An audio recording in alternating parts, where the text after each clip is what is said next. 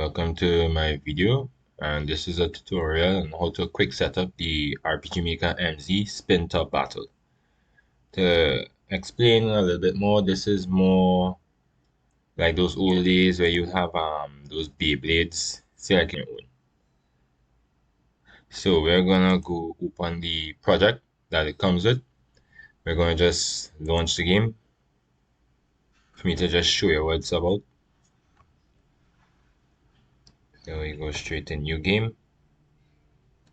See, we have Raid walking about the screen, and let's go start a basic battle with the plugin settings only. We're not going to choose anything, we're just going to get straight into it.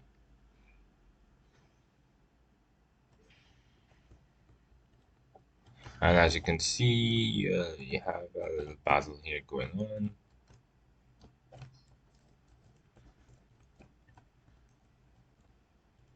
Alright, he's dead, and yeah, victory.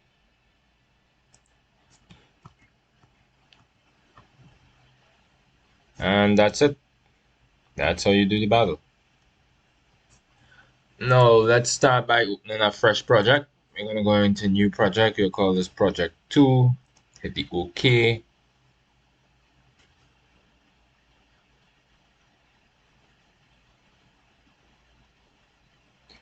And it's still copying the files.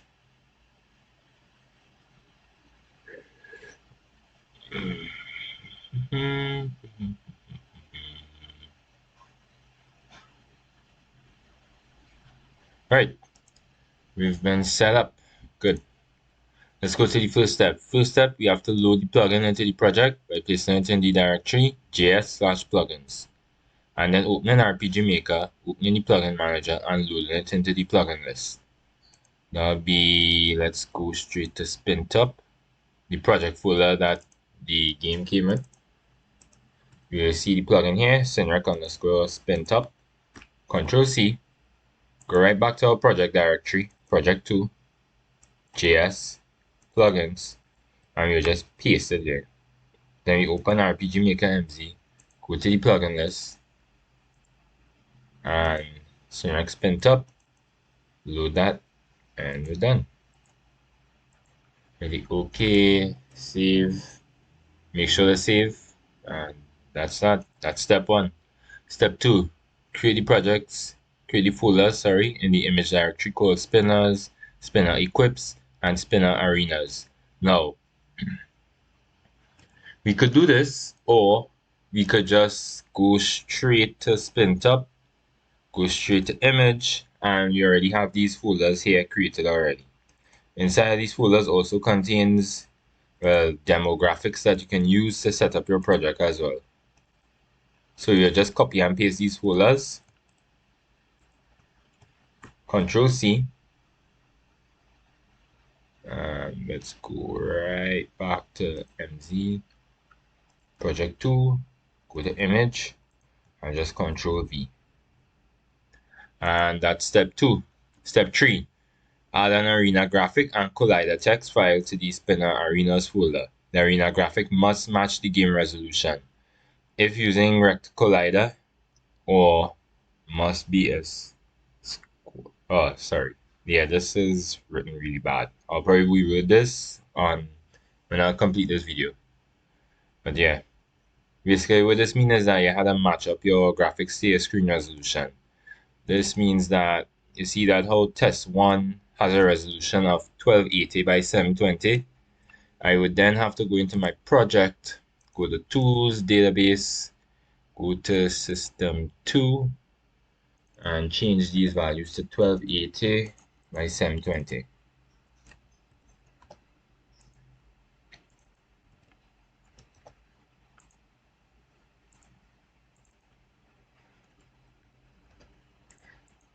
Alright, that's done.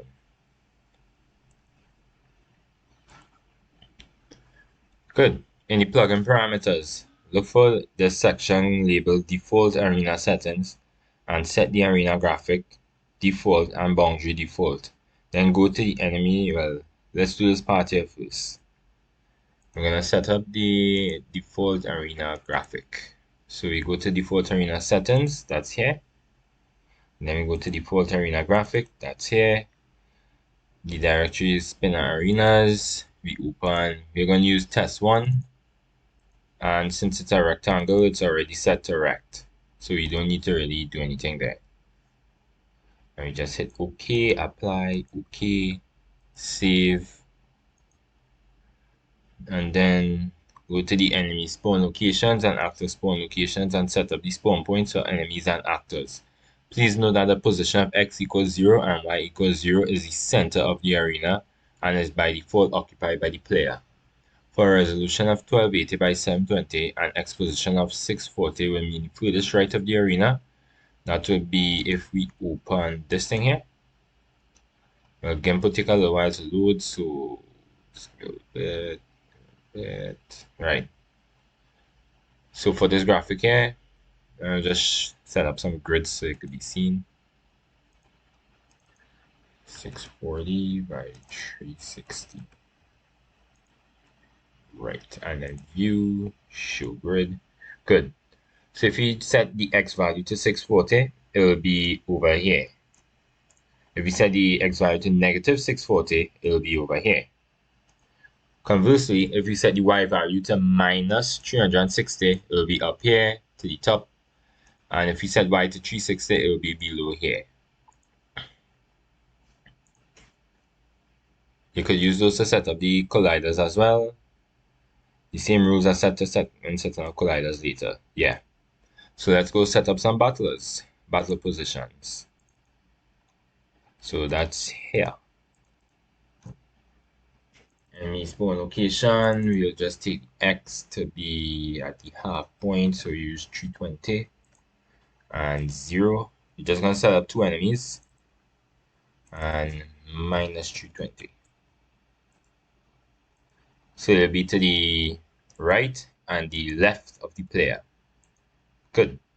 Now for the actors, I'm not going to do anything with that. In fact, I think the best option here would be to just remove all those extra actors that RPG Maker loads the game with.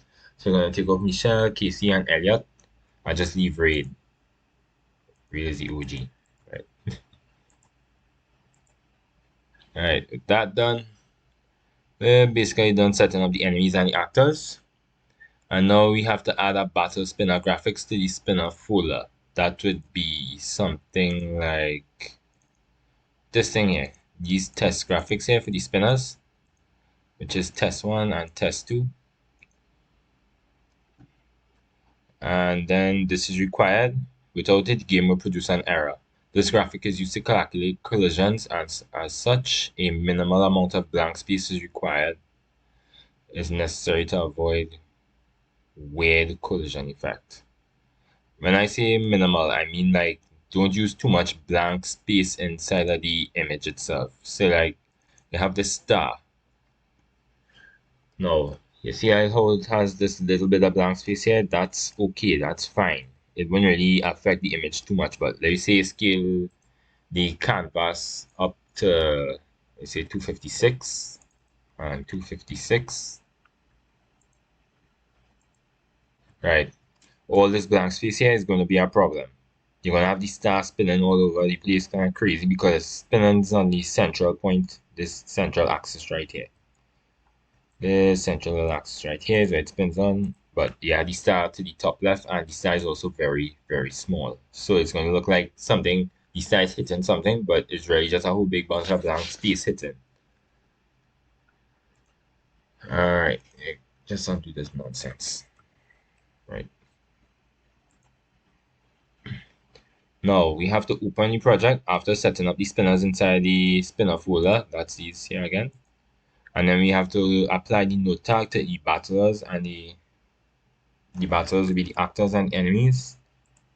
So we'll go to tools, database, go to actors, we go here. Now for Raid, I want them to use test 2 since he's the actor we'll be using, and for the enemies, the goblin, we'll be using test 1. Well, just test. Apply, okay, save, and then we go back here. This is important as the game will throw an error otherwise. Yes, it would. In fact, I will scream at you and I will laugh at you. But that's a different story. Now we go here and we set up an event. We'll use monster. You don't necessarily have to use monster, but you just need to get these script commands. These are the most important part. So we're gonna use game troop dot setup one. You're gonna set up troop ID 1, and then we're gonna use scene manager dot push scene underscore battle top. Yeah, since our script, we're gonna use these end quotation marks, and that's that. Apply, hit the OK, hit the save, and well, now we just open the game, do a little test run.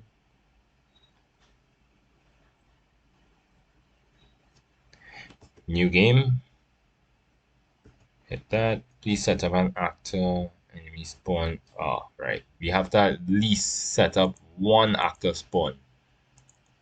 So yeah, you can't really get away from setting up the actor spawn location. So you just open this, leave that as that, hit the OK, and then apply OK, save, and then we just refresh this page, this project.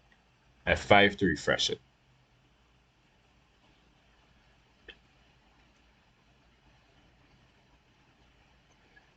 And then we wait, because this thing takes a while to load. Good. New game again. Hit this. Well, we don't really have any spinner skills set up, so we just come out of that, cancel. One, and then go. And we fall. Hit you. And that's it. We win. And victory window. And we're done. Yeah. And that's how you quickly set up a Splinter battle system. Everything else you can refer to the plugin node tags to set up your skills and such. That'll be here. Actor slash enemy node tags. You can set up an animated spinner. This will be like, so the spinner is one single graphic only. You can actually set up a animation sheet, and when you do that, you have to make sure the number of frames is correct and the blocks for each animation is equal in size. You can set up a custom RPM drain, otherwise a default value of 1 will be used, and the AI type. The AI type is used for when the party leader, sorry, not the party leader. This will be used for any non-player battler.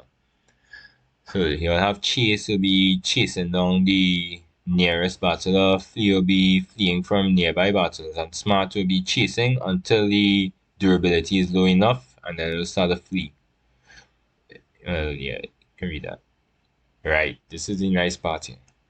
You have spinner bitmap. This is used for visual equipment. Say like you want to set up like these little nice graphics here I have in this folder. Exit Visual Studio. Right. We go into spinner equips, and then we have two test equipment. Test equip 1 and test equip 2, which is just simple dark circle gradients. I made in GIMP real quick, and they'll just add these circles on top of the star. Now for setting up colliders, we can go right back into image, spin arenas, and we can open the test one collision. And I'll actually have some comments here that you can read through to see how to set up colliders. We even have an error collider set up so that you can know how not to set up a collider, and it will actually explain how each collider works. Well, that should be it.